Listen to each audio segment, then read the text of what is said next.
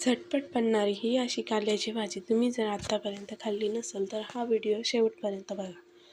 त्यासाठी आपल्याला एका कढईमध्ये 2 पळ्या तेल टाकायचे आहे. त्यामध्ये एक मोठा चिरलेला कांदा टाकून घ्यायचा आहे. कांदा छान परतून घ्यायचा आहे. कांदा परतत असताना त्यामध्ये 1 चमचा मीठ टाकायचे आहे. मीठ टाकल्यामुळे कांदा छान आणि लवकर परततो. कांदा परतून झाल्यानंतर त्यामध्ये आपल्याला एक बारीक कापलेला टोमॅटो टाकायचा आहे.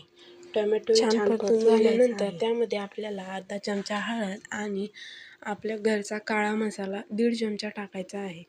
हे सर्व टाकून झाल्यानंतर आपल्याला बारीक चिरलेली कारली घ्यायची आहे. कारली एकदम बारीक चिरलेली आहे. त्यामध्ये टाकून छान परतून घ्यायची आहे. कारली छान परतून झाल्यानंतर त्यामध्ये आपल्याला 1 चमचा गूळ ॲड करायचा आहे.